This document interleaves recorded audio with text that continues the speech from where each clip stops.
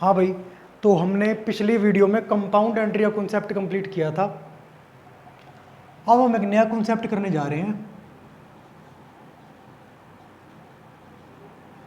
Bad debts. क्या? Bad debts. अच्छा sir, क्या है सिस्टम, क्या नहीं है, समझना इस बात को। यार हम इसको एग्जांपल लेते हैं, हमारे ना डेटर थे। डेटर मीन्स इनको हमने माल क्रेडिट पे बेचा था। कितने का? 10,000 रुपीज़ का। कितने का? 10,000 रुपीज़ का। और सर इन्होंने हमें ये कहा कि मैं ये क्रेडिट पे लेके जा रहा हूँ और इसकी पेमेंट मैं आपको आफ्टर अ स्पेसिफाइड पीरियड, मतलब कुछ टाइम बाद कर दूंगा। कुछ टाइम कुछ भी हो सकता है, 2 महीने, 3 महीने, जितना मर्जी महीने बाद। ठीक है। अच्छा, तो सर हमने जितना भी टाइम बोला था, 2 महीने बोले मान लो, तो 2 महीने तक हमने इसका इंतज़ार करा। 2 महीने बाद हम जब 2 महीने पूरे हुए, तीसरे महीने का पहला दिन चढ़ा, हम इसके पास चले गए। भाई तूने पैसे कहा था? कहता दिखाओ कहाँ। मैंने कहा लिख के दिया तूने, ये देख। कहता हाँ मैंने वादा किया, समझ गया मैं। अब सर कहता मैं इंसॉल्वेंट हो गया। अरे इतना भारी बकरम वर्ड क्या है? इंसॉल्वेंट। क्या इंसॉल्वेंट क्या होता है सर? इंसॉल्वेंट समझो क्या होता है इसको ना, वैसे शुद्ध हिंदी में बोलें तो क्या होगा? दिवालिया हो गया। दिवालिया मतलब जब किसी आदमी की जो लाइबिलिटीज है ना, क्या है, उसकी जो जिम्मेवारी है पेमेंट करने की, वो ज़्यादा हो जाए। किससे? उन एसेट से जो उसकी है। मतलब मेरे पास एसेट्स है लेट से 50 लाख रुपए की। ये वैसे बहुत बड़ा वर्ड है, ये बड़ी बड़ी कंपनीज होती हैं, बड़े बड़े ओनर्स इंसॉल्वेंट होते हैं। 50 लाख की एसेट है और मेरी लाइबिलिटी मान लो क्रिएट होगी 70 लाख रुपए की। तो कभी कभार कोर्ट ये ऑर्डर कर देता है कि यार ये इतनी लाइबिलिटी पे ही नहीं कर सकता, और 50 लाख को 70 लाख बांटो। मतलब इसको ना डिक्लेयर कर देता है कोर्ट, क्या? इंसॉल्वेंट। क्या डिक्लेयर कर देता है? इंसॉल्वेंट, कि हाँ भाई आपकी लाइबिलिटी तो आप पूरे पे ही नहीं कर पाओगे, इसलिए क्या करो, 70 लाख देने हैं आपने। आप एक काम करो, इसको थोड़ा सा इजी बनाते हैं अपने। और मान लो इसकी असेट्स 35 लाख की है और 70 लाख पे कर रहे हैं। मतलब ये देखो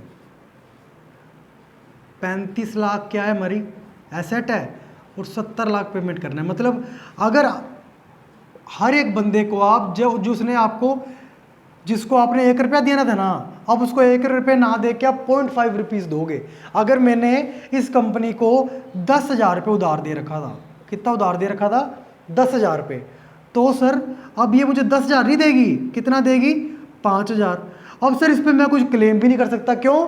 क्योंकि सर कोर्ट ने बोल दिया इंसॉल्वेंट हो गया ये, तो मुझे 5,000 में क्या करना पड़ेगा? मानना पड़ेगा, और कोई ऑप्शन नहीं है मेरे पास। ये इंसॉल्वेंट हो गया। ठीक है।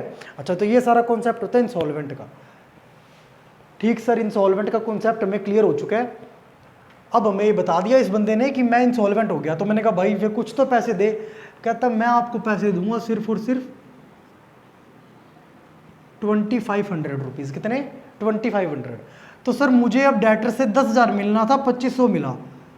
मतलब सर कैश हमारे पास कितना आया? सर क्या बता रहे हो सर, कैश तो 2,500 ही आया होगा। अच्छा सर डेटर हमारे कितने से कम हो गए? डेटर एसेट है, एसेट का बैलेंस डेबिट, बढ़ेगा तो डेबिट करेंगे, कम होएगा तो क्रेडिट कर देंगे। डेटर हमारे अब कम हो रहे क्योंकि ये दे के जा रहे हैं ना रुपये हमें। डेटर कम हो गए तो क्रेडिट कर दिया सर हमने। अच्छा डेटर कितने से कम हुए? 10,000 रुपये से डेटर कम हो गए। कैश सिर्फ 2,500 ही आया सर। बाकी सर हमें एंट्री भी तो बैलेंस करनी है, डेबिट क्रेडिट इक्वल होना चाहिए। 7,500 और डेबिट करना पड़ेगा ताकि टोटल डेबिट 10,000 जो है वो क्रेडिट के इक्वल हो जाए। ये तो सर रट्टे मारने वाली बात होगी। नाम क्या लिखें? सर नाम ये यहीं पे लिखेंगे, क्या? Bad debts. मतलब सर वो डेटर जिनसे अब पैसा नहीं मिलेगा वो बैड हो गए, मतलब डूब गए हैं। अच्छा सर ये बात तो समझ में आ गई।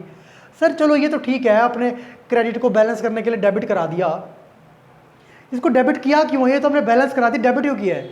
ये पता है क्या है इसकी कहानी? समझो क्या है। 10,000 के डेटर कम हो गए तो 10,000 रुपये आने तो चाहिए थे। आए कितने सर? 2,500। 7,500 नहीं आए सर। 7,500 क्या हो गया? लॉस हो गया। क्या हो गया? लॉस हो गया। सर लॉस को क्या बोलेंगे? सर लॉस को तो भाई नॉमिनल अकाउंट ये बोलता है कि लॉस और एक्सपेंस को क्या कर दो, डेबिट।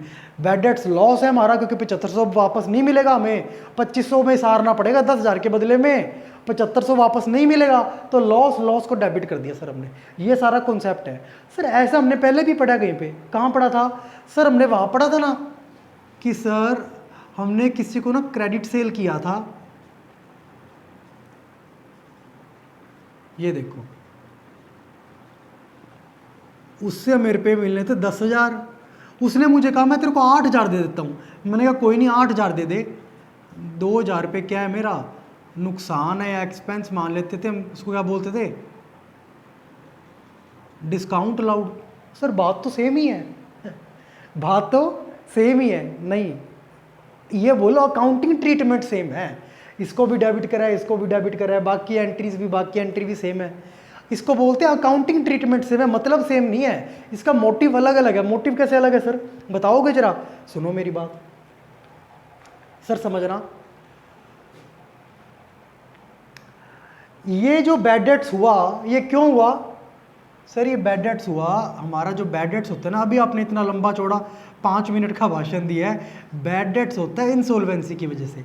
किसकी वजह से? इंसॉल्वेंसी की वजह से। पहले एक बात बताओ, ये डिस्काउंट कौन सा है, ट्रेड डिस्काउंट है कैश डिस्काउंट? सर ये तो आपने घुमा दिया। अरे नहीं, सिंपल है, ट्रेड डिस्काउंट तो कभी रिकॉर्ड ही नहीं करते बुक्स में।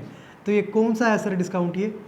ये डिस्काउंट है कैश डिस्काउंट। मतलब 10,000 देने बनते थे, वो कहता 10,000 के 10,000 अभी पेमेंट कर देता हूँ, तो कहता चल फिर तो 8,000 ही दे, 2,000 छोड़ देता हूँ मैं।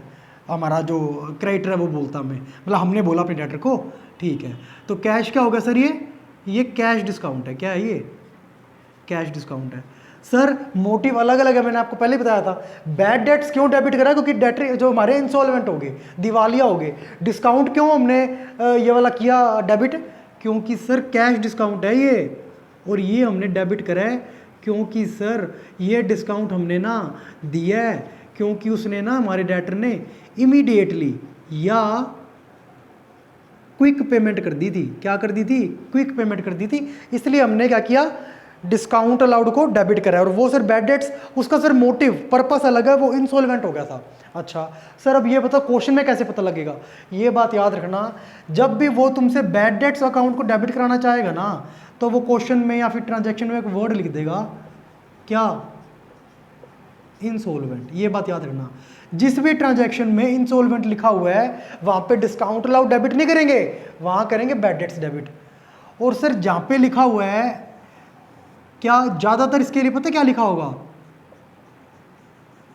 Full settlement. क्या लिखा होगा? Full settlement. जहां पे लिखा हुआ है वहां पे सर इंसॉल्वेंट लिखा हुआ है तो बैड डेट्स को डेबिट करेंगे। ट्रांजैक्शन में फुल सेटलमेंट लिखा हुआ है या फिर लिखा हुआ है 2,000 डिस्काउंट, इंसॉल्वेंट लिखा हो तभी बैड डेट्स करना है। बैड डेट्स तो भाई एक बहुत ज़्यादा एक्सट्रीम सिचुएशन होगी हमारी, एक्सट्रीम बहुत ही गंदी सिचुएशन होगी। बैड डेट्स को तो तभी डेबिट करना जब इंसॉल्वेंट लिख दे। जब ना लिखे इंसॉल्वेंट तो ये मान लेना डिस्काउंट दी है, जब फुल सेटलमेंट लिख दे तो ये मान लेना डिस्काउंट दी है। अच्छा सर, ये बात भी समझ में आ गई सर हमें, जनरली ये कॉन्सेप्ट चलता है। तो सर ये क्या है सारा? ये बैड डेट्स का कॉन्सेप्ट है। बैड डेट्स और डिस्काउंट अलाउड को अलग अलग हम तरीके से ट्रीट करते हैं। सर थोड़ा सा और इन डेप्थ समझाओगे? हाँ सर समझो। सर आप तो ये कह रहे हो कि बैड डेट्स भी तो डेबिट ही करा है, डिस्काउंट अलाउड भी डेबिट ही करा है, तो सर दिक्कत क्या है? अमाउंट तो हमारी सेम ही आ रही है, क्वेश्चन में तुम्हारे को नंबर पूरे मिलेंगे? नहीं मिलेंगे। समझना कैसे? सर एक बात बताओ, एक हमने बंदा था, उससे उधार लिए पैसे, 5,000 रुपये उधार लिया। क्या लिया? 5,000 रुपये उधार लिया। क्या लिखूंगा मैं? कैश आ गया मेरे पास, और क्योंकि मेरे को कल को लौटाना है तो ये मेरा क्रेडिटर है, तो इसको बोल दूंगा, मान लो राम से उधार लिए थे तो कैश आ गया मेरे पास, राम मेरा क्रेडिटर है, कल को इसको पेमेंट करनी है तो लाइबिलिटी का बैलेंस क्रेडिट, तो क्रेडिट कर दिया इसको। अच्छा लेट से 5,000 रुपये उधार लिए थे। अच्छा सर एक एंट्री होगी, एक, अब थोड़ा सा कंफ्यूज नहीं होना, पहले कसम खा लो कंफ्यूज हुए तो। अच्छा अब समझना, मान लो एक हमारा डेटर था। क्या था? डेटर। उसका नाम था क्या? सर उसका नाम भी राम ही था, उसका नाम राम था। ये समझ लेना, ये क्या है? राम अलग है, जो मैं जिसकी बात कर रहा हूँ वो राम अलग है, बट वो डेटर है और ये क्रेडिटर है। अच्छा तो सर उसने हमें 10,000 रुपये देने थे, वो कहता 5,000 बाद में दूंगा, 5,000 अब ले ले। मैंने कहा कोई बात नहीं, ऐसे कर ले भाई। तो क्या हुआ कैश अकाउंट डेबिट कर दिया मैंने। 2 क्या करेंगे सर, कैश आ गया मेरे पास लेट से 5,000 रुपये, और सर हमारे डेटर थे, डेटर हमारे पहले 10,000 के थे, 5,000 आने के बाद कम हो गए डेटर, 10,000 से घट के 5,000 के हो गए, क्योंकि ना 5,000 तो देगे हमें, डेटर का बैलेंस डेबिट, कम हो रहे हैं तो क्रेडिट सर। अब देखो जादू, मेरे को आप ये बता दो इसमें डेटर कौन है क्रेडिटर कौन है, नहीं पता लग रहा ना। अब सर आप तो कहोगे यहाँ पे डेबिट तो सर सेम है ना, ये देखो ना सर आप, अमाउंट तो सेम आ रही है, अमाउंट तो इसमें सेम है, बट इसका मीनिंग बिल्कुल उल्टा है सर। यहाँ पे पता है क्या किया हमने, अमाउंट बोरो करी है हमने, क्या करी है, अमाउंट बोरो करी है फ्रॉम क्रेडिटर, जिसका नाम था क्या, राम। अच्छा सर यहाँ अमाउंट वहाँ बोरो करी थी, यहाँ अमाउंट बोरो नहीं करी, अमाउंट रिसीव हुई हमें, किससे, हमारे डेटर से, डेटर का नाम था राम। अब देखो कितना फर्क पड़ गया, एंट्री भी सेम, अकाउंट डेबिट क्रेडिट भी सेम, अमाउंट भी सेम, नाम भी सेम, बंदे अलग थे, चलो बंदे भी मान लो सेम कर सकते हैं, वो अलग बात है।